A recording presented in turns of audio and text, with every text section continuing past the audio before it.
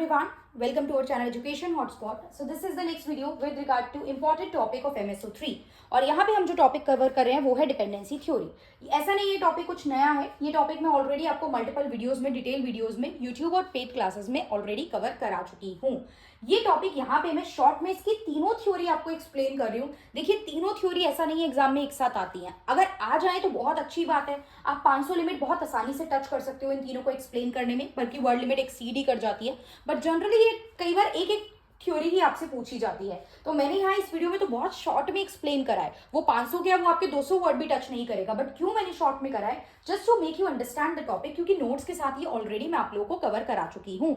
So hope you understand कि यहाँ पे ये वीडियो बनाने का पर्पस क्या है, जस्ट कि आप लोगों की रिवीजन हो जाए। बाकी डिटेल में ऑलरेडी इस टॉपिक पे कंटेंट अवेलेबल है, तो आई होप आप लोगों ने देख लिया होगा। प्लीज मुझे कमेंट करके बताएंगे कि ऑलरेडी अवेलेबल वीडियो आप लोगों ने देख ली है या नहीं। Do let me know in the comment box कि आप सबने वो थ्योरीज जो वीडियोज हैं यूट्यूब वाली देख ली हैं, यूट्यूब या पेड क्लास में जहां भी अवेलेबल है, अभी I am not sure, but आप लोग मुझे बताएंगे कि ये कवर कर ली है या नहीं। यहाँ पे शॉर्ट में समझते हैं। देखिए डिपेंडेंसी मतलब क्या होता है, किसी पे आश्रित होना, राइट। अभी कोई अर्न नहीं करता है तो वो अपनी फैमिली में ऐसे मेंबर पे डिपेंड होता है जो अर्न कर रहा है। फॉर एग्जाम्पल अगर हमारे इंडिया में ऑयल पेट्रोलियम उतना ज्यादा नहीं है तो हम दूसरे नेशन पे डिपेंडेंट है for the oil petroleum. India में एग्रीकल्चर बहुत अच्छा है तो बाकी नेशन इंडिया पे डिपेंडेंट है फॉर द एग्रीकल्चर पर्पज। तो इस तरीके से काफी कंट्रीज एक दूसरे पे, काफी एरियाज, काफी रीजन एक दूसरे पे क्या है, डिपेंडेंट है। तो ये डिपेंडेंसी का टर्म बेसिक मतलब होता है। अब यहाँ पे बताया गया अलग अलग रीजन्स डिपेंडेंसी की वजह से किस तरीके से कुछ रीजन्स जो वेल्दी है वो एक्सप्लॉइट कर रहे हैं अदर नेशन को। जैसे ब्रिटिशर यहाँ आए थे, वेस्ट यहाँ पे आए थे, वेस्ट ने यहाँ पे कैप्चर करा, इकोनॉमिकली पॉलिटिकली कैप्चर करना स्टार्ट करा। हमारे यहाँ रॉ मटेरियल को ले जाके, अब क्योंकि खुद ही अपनी चला रहे हो ना, तो रॉ मटेरियल खुद को सस्ते में बेच रहे हो और वहां से प्रोडक्शन करके हमारी कंट्री में लाके महंगे में बेच रहे हो। अगर वहीं हमारी पॉलिटिकल पावर चल रही होती, हमारा रूल चल रहा होता, तो एक फेयर ट्रेड होता और इंडिया भी साथ के साथ ग्रो कर रहा होता, जैसे आप यानी वेस्ट कर रहा था, राइट। तो यहाँ पे हम देखते हैं, it is idea that resources flow from a periphery of poor to exploited state to core of the wealthy state. अभी आगे हम बताएंगे। देखो पहले इसमें ये समझो कि तीन यहाँ पे मैं कंसेप्ट पे बात करने वाली हूँ। रॉल्फ प्रेविश ने भी डिपेंडेंसी थ्योरी की बात की है, एजी फ्रैंक ने भी की है, एंड इमैनुअल वॉरेस्ट्रीन ने भी वर्ल्ड सिस्टम थ्योरी दी है। तो जो ये प्रेविश की थ्योरी है, प्रेविश बात करते हैं कोर एंड पेरिफेरी की। ये कोर एंड पेरिफेरी रीजन्स है, एरिया है, चाहे वो स्टेट हो चाहे वो कंट्री, कोई भी हो सकता है। विद इन अ कंट्री भी हो सकते हैं कोर पेरिफेरी एरिया, और पूरे वर्ल्ड लेवल पे भी हो सकते हैं। तो इन्होंने बोला ये कोर रीजन है, ये पेरिफेरी है। कोर एरिया में ऐसे लोग आते हैं जो पेरिफेरी से रॉ मटेरियल लेते हैं, पेरिफेरी से उनकी लेबर ले रहे हैं, यहाँ से लोग काम करने यहाँ पे आ रहे हैं, अपना लेबर दे रहे हैं, यहाँ से रिसोर्सेज यहाँ पे आ रहे हैं, और ये कोर वाले लोग जो है रिच वेल्दी पीपल हैं, जो फिर यहाँ पे प्रोडक्शन करवा के फिनिश गुड रेडी करके इनको बाहर महंगे पे बेच रहे हैं, राइट। तो ये जो प्रेविश है ये एक अर्जेंटीना इकोनॉमिक्स थे, अर्जेंटाइन इकोनॉमिक्स थे। प्राइमरी वर्क जो इनका था वो लैटिन, बहुत सारी कंट्री पे इन्होंने स्टडी करी थी, लेकिन मेनली लैटिन अमेरिका पे भी शुरुआती दौर में इन्होंने काम करा था। कोर एंड पेरिफेरी के बारे में ये बोलते हैं कि रिसोर्सेज जो हैं, जो आपके संसाधन है, वो ये इनको प्रोवाइड करते हैं, लेबर प्रोवाइड करते हैं, और ये इन रिटर्न इनको फिनिश्ड गुड प्रोवाइड कर रहे हैं, वो भी महंगे प्राइस पे, राइट। तो इस तरीके से, अब मैंने पूरी कहानी नहीं लिखी है, पूरी कहानी डिटेल वीडियो में है कि इस तरीके से पेरिफेरी एक्सप्लॉइट कर रही है, पेरिफेरी ग्रो धीरे कर पाती है, कोर जो है वो जल्दी ग्रो कर जाती है, पेरिफेरी अपनी रॉ मटेरियल, लेबर, ये सब कुछ जो है वो कोर एरियाज को देते हैं। कोर एरिया वेल्दी एरिया है और वेल्दी एरिया एक्सप्लॉइट कर रहे हैं पेरिफेरी को, राइट। फिर आता है dependency theory given by AG Frank. AG Frank क्या कहते हैं? एजी फ्रैंक एक जर्मन अमेरिकन सोशोलॉजिस्ट और इकोनॉमिस्ट दोनों थे। इन्होंने भी बात की है डेवलप्ड और डेवलपिंग नेशन के रिलीजन की, मेट्रोपोलिस एंड सैटेलाइट की। अब आपको पता है डेवलपिंग नेचर का फीचर क्या होता है, आप एक्सप्लेन कर देना अगर एजी फ्रैंक की थ्योरी आए। डेवलप नेशन वो होते हैं जहां पे काम की प्रॉपर अपॉर्चुनिटी है, जो मेनली इंडस्ट्री और टर्शरी सेक्टर पे डिपेंडेंट है, सेकेंडरी और टर्शरी सेक्टर पे डिपेंडेंट रहते हैं, जहां पे एवरीवन हैव द वर्क, सबके पास काम है, everyone is doing pretty good, health sector अच्छे हैं, राइट। ये सब जो है ये डेवलप नेशन, टेक्नोलॉजी बहुत अच्छी है, ये सब डेवलप नेशन की निशानी है। They are importing less and exporting more. वो आयात कम कर रहे हैं और निर्यात ज्यादा कर रहे हैं, मतलब बाहर से कम मंगा रहे हैं और भेज ज्यादा रहे हैं, मतलब वो सेल्फ सफिशिएंट है। एक पॉइंट सेल्फ सफिशिएंट भी लिख सकते हो, एक पॉइंट ये भी लिख सकते हो कि इंपोर्ट कम कर रहे हैं और एक्सपोर्ट ज्यादा कर रहे हैं। जब कोई इंपोर्ट कम, आयात कम और निर्यात ज्यादा करता है तो उसका जो बैलेंस ऑफ पेमेंट होता है वो पॉजिटिव रहता है। इंपोर्ट माइनस एक्सपोर्ट फॉर्मूला होता है ना, तो इंपोर्ट अगर आप कम कर रहे हो, एक्सपोर्ट ज्यादा कर रहे हो, तो एक्सपोर्ट माइनस इंपोर्ट फॉर्मूला होता है, तो वो पॉजिटिव में रहता है। तो ये चीज डेवलपिंग का फीचर है। अगर एजी फ्रैंक की थ्योरी पूछे तो आप इनको एक्सप्लेन कर सकते हो, क्योंकि थ्योरी में ये बहुत सिंपल सी बात बोल रहे हैं कि ये जो डेवलप्ड नेशन होते हैं ना, ये डेवलपिंग को एक्सप्लॉइट करते हैं। Simple, they have the resources, they have the technology, they have the power, तो इनके पास सब कुछ है, तो ये एक्सप्लॉइट करते हैं डेवलपिंग नेशन को। उनसे सस्ते में प्राइस ले रहे हैं, डील नेगोशिएट कर रहे हो, अपनी मर्जी से जो भी प्राइस है या जो भी अमाउंट है वो आप रख रहे हो। सो यहाँ पे ये चीज प्रॉब्लमैटिक रहती है।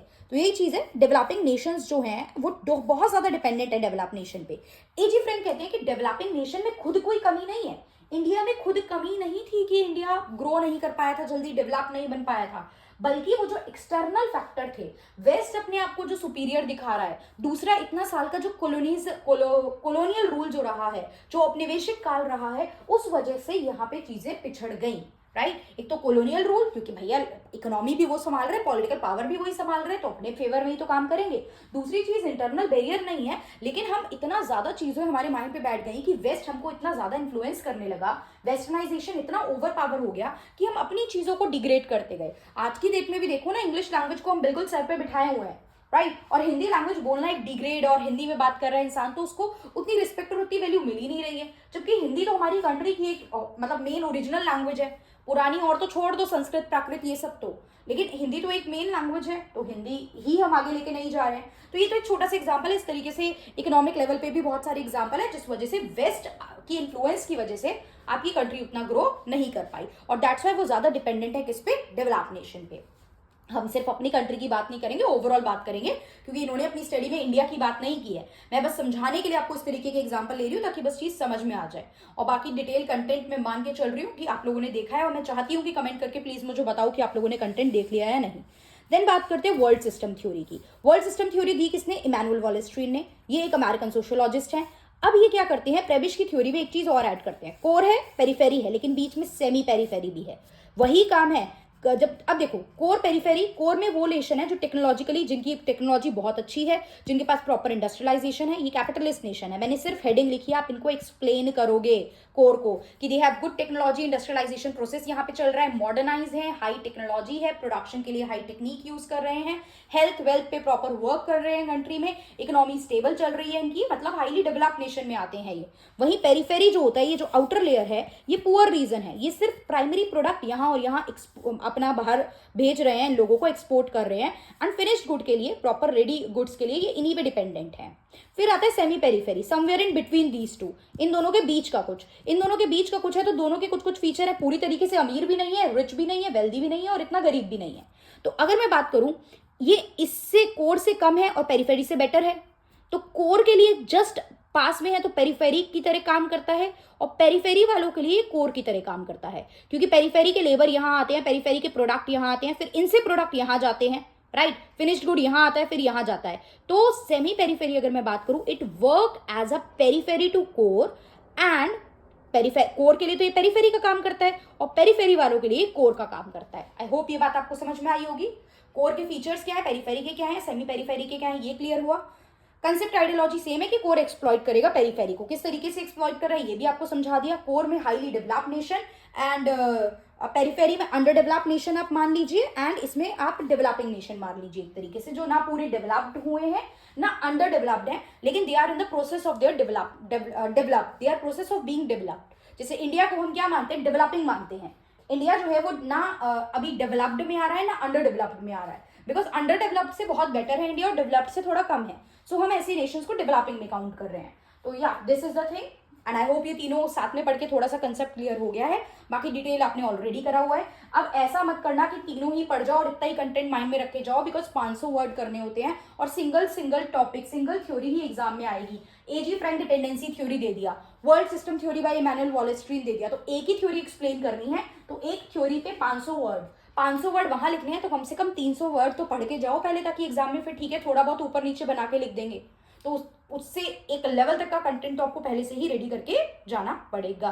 Clear, hope you understand. बाकी जो मैंने पूछा उसका मैं वेट करूंगी कमेंट बॉक्स में। बाकी कोई और भी डाउट है तो आई विल वेट, आप लोग कमेंट करें। अभी बहुत टाइम है आपके पास पढ़ने के लिए। ये वीडियो जब अपलोड होगी उसके बाद भी we have ample amount of time कि आप अपने टॉपिक्स को पढ़ सकते हो और कवर कर सकते हो।